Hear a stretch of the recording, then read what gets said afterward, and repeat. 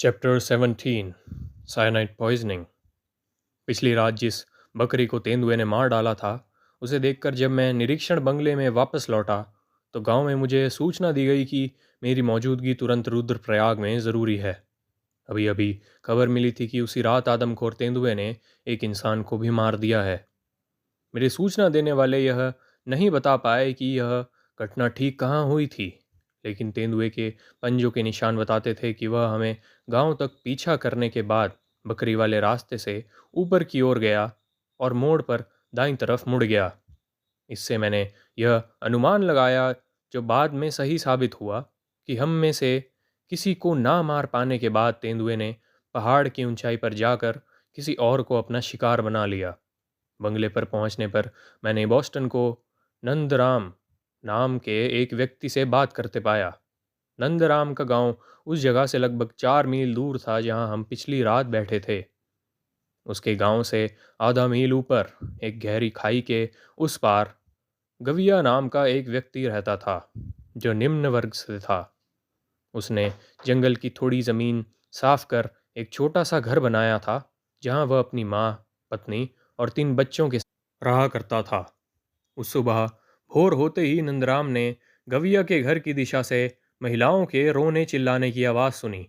जब उसने आवाज़ लगाकर पूछा कि क्या हुआ है, तो उसे बताया गया कि आधा घंटा पहले ही आदमखोर तेंदुआ घर के आदमी को उठा ले गया है। यह खबर सुनते ही नंदराम तुरंत निरीक्षण बंगले की ओर दौड़ा चला आया। बोस्टन ने अपनी अरब नस्ल की घोड़ी और अंग्रेजी घोड़ी दोनों को तैयार करवा लिया था। अच्छा खासा भोजन करने के बाद हम नंदराम को रास्ता दिखाने के लिए साथ लेकर चल पड़े। पहाड़ी इलाके में कोई सड़क नहीं थी, केवल बकरियों और मवेशियों के पगडंडी नुमा रास्ते थे। संकरे और तीखे मोड़ों पर बड़ी अंग्रेजी घोड़ी को दिक्कत हो रही थी, इसलिए हमने घोड़ों को वापस भेज दिया और बाकी की चढ़ाई पैदल तय की। जब हम जंगल के बीच उस छोटे से एकांत खुले स्थान पर पहुंचे, तो व्याकुल स्त्रियों ने, जिन्हें अब भी यह उम्मीद थी कि घर का आदमी जिंदा होगा, हमें वह जगह दिखाई जहां गविया घर के दरवाजे के पास बैठा था। तभी तेंदुए ने उस पर हमला किया।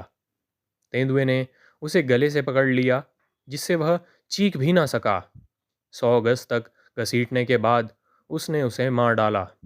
फिर शव को उठाकर लगभग 400 गज दूर झाड़ियों से घिरे एक गड्ढे नुमा स्थान में ले गया। महिलाओं के रोने की आवाज़ों से तेंदुआ अपने भोजन के दौरान परेशान हो गया था, इसलिए उसने केवल गला, जबड़ा और कंधे व जांग का थोड़ा सा हिस्सा ही खाया था। शिकार के पास कोई ऐसा पेड़ नहीं था जहां बैठकर निगरानी की जा सके, इसलिए हमने उन 3 जगहों पर साइनाइड जहर लगा दिया जहां तेंदुए ने मांस खाया था। शाम होने लगी थी, इसलिए हम कुछ 100 गज दूर एक पहाड़ी पर जाकर छिपकर बैठ गए, जहां से उस गड्ढे पर नज़र रखी जा सकती थी। तेंदुआ घनी झाड़ियों में ही था, लेकिन 2 घंटे तक देखने के बाद भी हमें उसकी कोई झलक नहीं मिली। अंधेरा होने पर हमने लालटेन जलाई और वापस बंगले में लौट गए। अगली सुबह हम बहुत जल्दी उठ गए। हल्की रोशनी होते ही हम फिर उसी पहाड़ी पर बैठ गए। न कोई आवाज़ आई, न कोई हलचल दिखी। सूरज निकलने के 1 घंटे बाद हम शिकार के पास पहुंचे। तेंदुए ने जहर लगी जगहों को नहीं छुआ था, लेकिन उसने दूसरा कंधा और टांग खा ली थी और फिर शव को थोड़ी दूर ले जाकर झाड़ियों के नीचे छिपा दिया था। एक बार फिर शिकार पर नज़र रखने के लिए आसपास कोई ऐसा पेड़ नहीं था जिस पर बैठा जा सके। काफ़ी देर तक विचार विमर्श करने के बाद हमने यह तय किया कि बॉस्टन पहाड़ी से लगभग 1 मील नीचे उस गांव जाएगा, जहां एक बड़ा आम का पेड़ था। उसी पेड़ पर वह मचान बनाकर रात बिताएगा। मैं स्वयं शिकार से लगभग 400 गज की दूरी पर एक गांव के रास्ते के ऊपर बैठने वाला था, उसी रास्ते पर जहां पिछले दिन हमने आदमखोर तेंदुए के पंजों के निशान देखे थे। जिस पेड़ को मैंने बैठने के लिए चुना, वह एक रोडोडेंड्रॉन का पेड़ था, जिसे कई साल पहले ज़मीन से लगभग 15 फीट की ऊंचाई पर काट दिया गया था। कटे हुए तने से मजबूत शाखाएं निकल आई थी। पुराने ठूंठ पर उन शाखाओं से घिरा हुआ बैठकर मुझे एकदम सुरक्षित और पूरी तरह छिपा हुआ स्थान मिल गया। मेरे सामने एक खड़ी, घने जंगल से ढकी पहाड़ी थी, जिसके नीचे फर्न और बौने बांस की सघन झाड़ियाँ थीं। पहाड़ी की ढलान पर पूरब से पश्चिम दिशा में एक अच्छी तरह इस्तेमाल होने वाला पैदल रास्ता जाता था। उसी रास्ते से लगभग 10 फीट नीचे वह रोडोडेंड्रॉन का पेड़ था, जिस पर मैं बैठा था। अपने स्थान से मुझे उस रास्ते का लगभग 10 गज लंबा हिस्सा बिना किसी रुकावट के साफ दिखाई दे रहा था। मेरी बाईं ओर यह रास्ता एक खाई को पार करता हुआ उसी ऊंचाई पर दूसरी ओर चला जाता था, और दाईं ओर लगभग 300 गज दूर आगे चलकर उन झाड़ियों के नीचे से गुजरता था जहां शिकार पड़ा हुआ था। जिस जगह रास्ता खाई को पार करता था वहां पानी नहीं था, लेकिन उससे लगभग 30 गज नीचे, ठीक मेरे पेड़ की जड़ों के नीचे और उससे 3-4 गज की दूरी पर, पानी के कुछ छोटे छोटे गड्ढे थे। यही एक छोटे झरने की शुरुआत थी, जो नीचे जाकर एक नाले में बदल जाता था और गांव वालों के पीने के पानी तथा खेतों की सिंचाई का साधन था। जिस 10 गज के रास्ते पर मेरी नज़र थी, उसमें एक और रास्ता समकोण पर आकर मिलता था। यह रास्ता ऊपर पहाड़ी की ओर उस घर से नीचे आता था जो मुझसे लगभग 300 गज दूर ऊपर था, जहां गविया को मारा गया था। इस रास्ते पर ऊपर की ओर 30 गज की दूरी पर एक मोड़ था, और वहीं से एक हल्की सी ढलान नीचे वाले रास्ते तक जाती थी। हालांकि उस ढलान का ऊपरी और निचला सिरा मेरी नज़र से बाहर था। टॉर्च की कोई ज़रूरत नहीं थी, क्योंकि रात बेहद चमकीली चांदनी से भरी हुई थी। अगर तेंदुआ सीधे उस समतल रास्ते से आता या फिर घर की ओर से नीचे उतरता, जैसे कि उसके पंजों के निशान पिछले दिन दिख चुके थे, तो मुझे 20 से 40 फीट की दूरी से एकदम साफ और आसान निशाना मिल जाता। मैं बॉस्टन के साथ थोड़ी दूर तक पहाड़ी से नीचे गया था, और फिर सूर्यास्त से कुछ पहले लौटकर अपने चुने हुए पेड़ पर बैठ गया। कुछ ही मिनट बीते थे कि 3 कलीज तीतर, एक नर और 2 मादा, पहाड़ी से नीचे उतरे। उन्होंने झरने पर पानी पिया और फिर उसी रास्ते से वापस चले गए जिस रास्ते से वो आए थे। दोनों बार वे ठीक मेरे पेड़ के नीचे से गुजरे, और यह तथ्य कि उन्होंने मुझे नहीं देखा इस बात का प्रमाण था कि मेरा छिपने का स्थान पूरी तरह सुरक्षित था। रात का शुरुआती हिस्सा बिल्कुल शांत रहा, लेकिन 8 बजे के आसपास शिकार की दिशा से एक काकड़ की भौंकने की आवाज़ आई। तेंदुआ पहुंच चुका था, और मुझे पूरा यकीन था कि वह उन दोनों रास्तों से नहीं आया था जिन पर मेरी निगरानी थी। कुछ देर भौंकने के बाद काकड़ शांत हो गया, और रात फिर से खामोश हो गई। 10 बजे तक तब काकड़ ने फिर से भौंकना शुरू किया। इसका मतलब साफ था, तेंदुआ 2 घंटे से शिकार के पास था।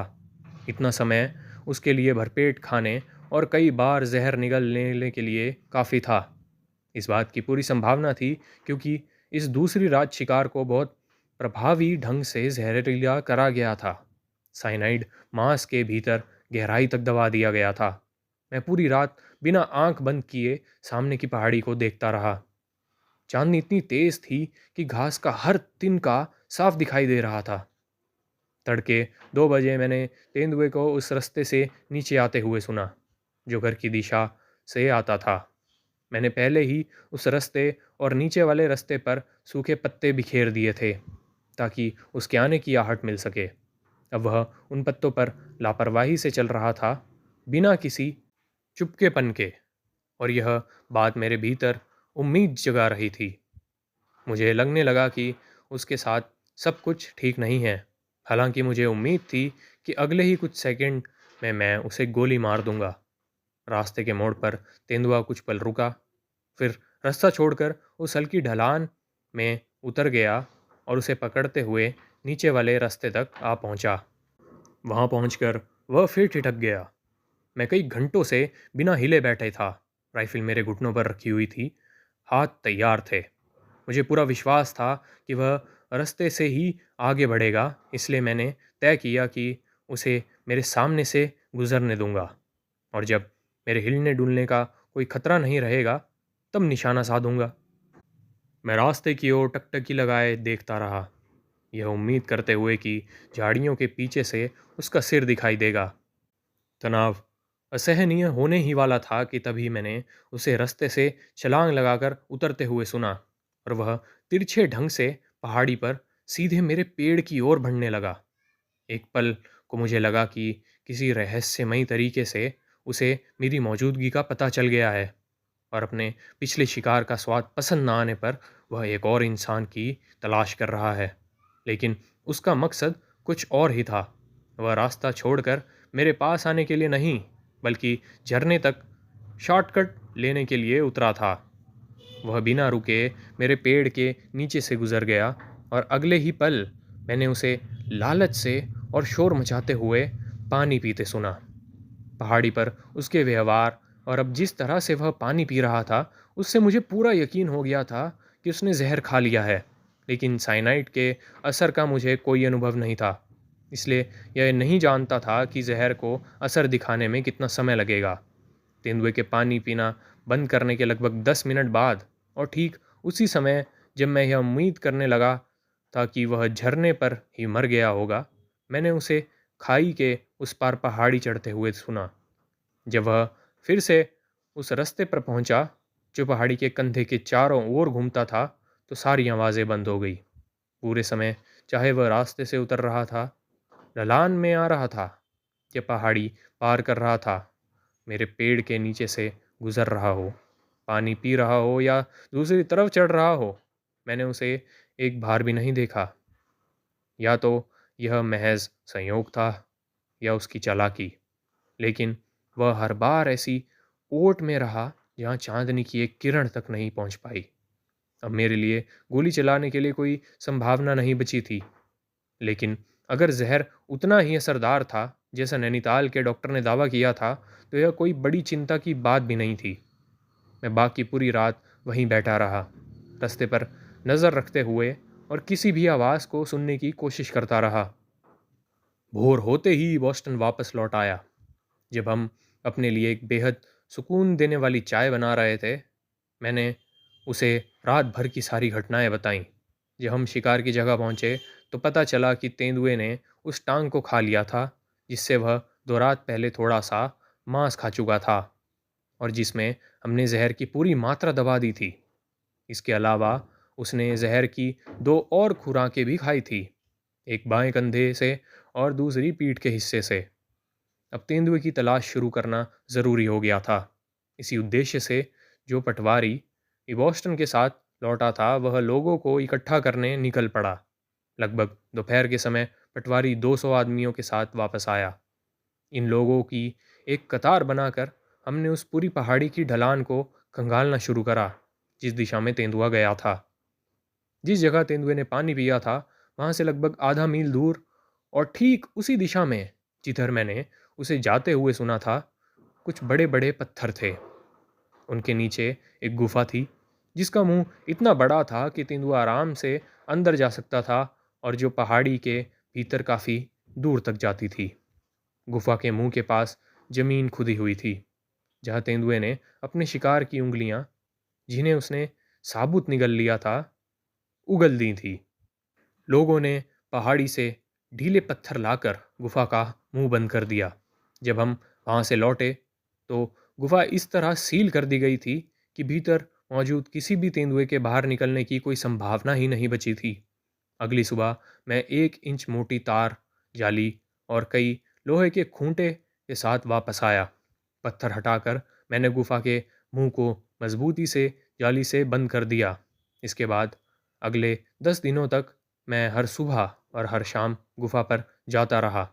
इस दौरान अलकनंदा नदी के बाएं तट के किसी भी गांव से आदमखोर के बारे में कोई खबर नहीं आई, और हर बीतते दिन के साथ मेरी उम्मीद मजबूत हो गई कि अगली बार जरूरी कोई संकेत मिलेगा कि तेंदुआ गुफा के भीतर मर चुका है।